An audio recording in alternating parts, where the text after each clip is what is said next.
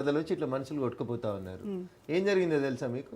ఎన్నడన్నా media వాయనాడులో వరదలు ఎందుకు వచ్చినాయని అడిగిందా? ఏమన్నా రాసిర్రా? మనకు పొద్దుగాల ప్లేట్ బ్రేకింగ్, సాయంత్రం ప్లేట్ బ్రేకింగ్ ఉంటే చాలుగంతే, అంతకు మించి ఏం లేదు. వాయనాడులో చెరువులకి గుట్టలకి వాటికి అన్నిటికీ అడ్డంగా కడుతున్నటువంటి ఇండ్లని తీసేయమని national disaster management advisory committee 2 సంవత్సరాల క్రితం కేరళ ప్రభుత్వానికి చెప్పింది. నీళ్ళకు అడ్డంగా, కాలువలకు అడ్డంగా, గుట్టలకు అడ్డంగా, నీటి ప్రవాహానికి అడ్డంగా మీరు ఇల్లు కట్టుకుంటూ వస్తూ ఉన్నారు. ఇది భవిష్యత్తులో ప్రమాదం అని చెప్పి ఆన్ రికార్డులో రాతపూర్వకంగా కేరళ ప్రభుత్వానికి 2 సంవత్సరాల క్రితం ఇచ్చిండ్రు. వినలేదు. ఏం జరిగింది? పర్యవసానం ఏం జరిగింది? ప్రకృతి ప్రకోపించింది. ఏం జరిగింది? వాయనాడులో కళ్ళ ముంగటి ఇట్లా బురదలు కొట్టుకుపోయారు కదా జనం. సరే, కేరళ అంటే మా ప్రభుత్వం కాదు, నేనేదో కోపంగా మాట్లాడుతున్నా అనుకుంటారు ఎర్ర జెండా వాళ్ళు. కొంచెం వెనుకపోతే ఉత్తరాఖండ్లో ఏం జరిగింది? ఆ గోదావరి లేదా హిమాలయాల నుంచి వచ్చేటువంటి వరదలకి నీళ్ళకు అడ్డంగా హోటల్ కట్టి, బిల్డింగ్లు కట్టి, దేవస్థానాన్ని టూరిస్ట్ ప్లేస్ లాగా మార్చి చేసి అక్రమ కట్టడాలు కడితే ఏం జరిగింది అక్కడ? నీళ్ళకు అడ్డంగా కట్టినటువంటి బంగ్లాలు మన కళ్ళ ముంగటి ఇట్లా కూలిపోయినాయి. చూసినావా? చూడలేదా? కేదార్నాథ్లో ఏమైంది? అంత దూరం ఎందుకు పోతారు? 2020 నవంబర్ డిసెంబర్లో హైదరాబాద్ మునిగిందా లేదా వరదలకి?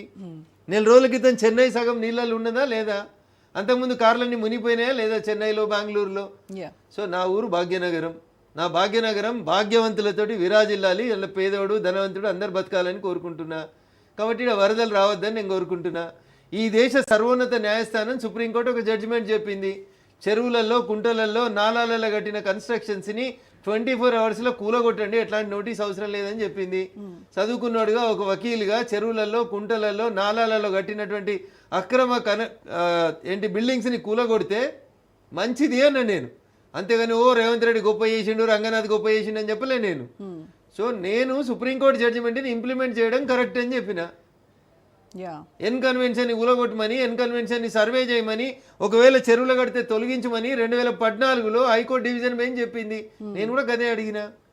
కూలగొట్టకపోతే హైదరాబాద్ కూడా గట్లే వరదలలో మునిగిపోవాలని మీరు కోరుకుంటారేమో, కానీ బాధ్యత గల ప్రజాప్రతినిధిగా, పేద ప్రజల పక్షాన నిలబడేటువంటి వ్యక్తిగా నేను అడిగినాను. టెంపరీ వాళ్ళకి కొంత నష్టం జరుగుతుండొచ్చు, వాళ్ళకి ప్రత్యామ్నాయ ఏర్పాట్లు చూపెట్టండి అని చెప్తున్నాం. ఇది తప్ప? ఇప్పుడు మూసీ పరివాహక ప్రాంతాలప్పుడు మీరు వ్యతిరేకించినప్పుడు దానికి ప్రత్యామ్నాయం చూపించాలి అని డిమాండ్ చేశారు. మూసీ గురించి మేము మాట్లాడినప్పుడు మీలాంటి వాళ్ళు, కాంగ్రెస్ వాళ్ళందరూ సబర్మతితో పోల్చిరు. ఒకసారి పోయి చూసిరండి సబర్మతిని. సబర్మతిలో ఆ వైపు ఈ వైపు రిటైనింగ్ వాల్ కట్టిండ్రు. కట్టే కంటే ముందు అక్కడ ఉన్నటువంటి పేద ప్రజల దగ్గరికి పోయి, ఇక మీకు ప్రత్యామ్నాయంగా పలానా దగ్గర ఇండ్లు కట్టించినా, మీరు దయచేసి షిఫ్ట్ కండి, షిఫ్ట్ కాకపోతే ఈ వరదలలో, ఈ మురికిలో మీ జీవితాలు పాడైపోతాయి అన్నారు. ఒకసారి చెప్పారు, 2 సార్లు చెప్పారు, 4 సార్లు చెప్పారు. కౌన్సిలింగ్ చేసినాం, అక్కడ ఉన్నటువంటి పేదలను తీసుకుపోయి అక్కడ ఉంచినాం. నువ్వు మూసి శుద్ధి చేస్తావు, నీకున్న ప్రణాళిక ఏంది అంటున్నా. అక్కడున్న కుటుంబాలు ఎన్ని? కేసీఆర్ వాళ్ళు నోటీసులు ఇవ్వలేదా? టీఆర్ఎస్ ప్రభుత్వం నోటీసులు ఇవ్వలేదా? వాళ్ళకి లేదు, సో వీళ్ళకి లేదు. ఉన్న కుటుంబాలు ఎన్ని? ఈ కుటుంబాలు తీసుకుపోయి ఎక్కడ పెడదాం?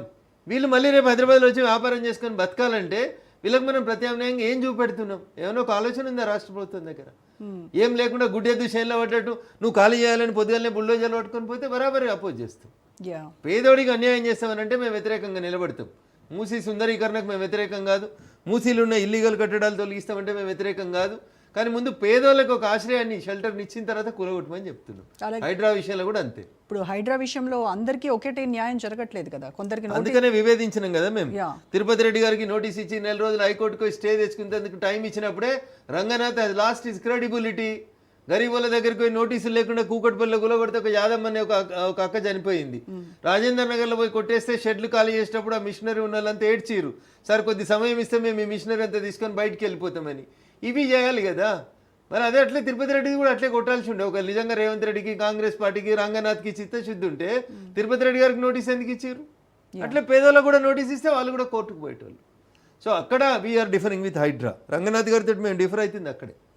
పేదలకు న్యాయం, పెద్దోనికో న్యాయం అంటే కుదరదు సార్ అని చెప్తున్నాను. మరి లగచర్ల రైతుల విషయాన్ని ఎలా చూస్తున్నారు మీరు?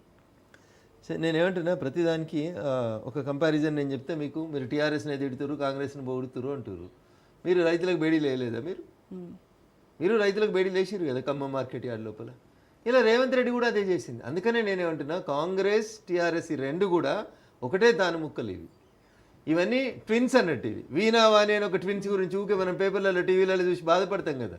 These 2 kids are inseparable kids వాళ్ళిద్దరు. అట్లే కాంగ్రెస్, టీఆర్ఎస్ రెండు కూడా ఇన్సపరబుల్ కిడ్సే.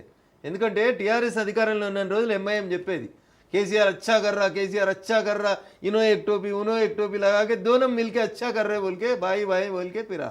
ఇప్పుడు ఏమైంది, రేవంత్ రెడ్డి మంచోడు చాలా బాగా చేస్తున్నా, నిన్న పొగిడిరా పొగలేదు. సో అందుకని వీళ్ళిద్దరి ఫ్రెండ్స్ కామన్ ఫ్రెండ్స్ ఉంటారు.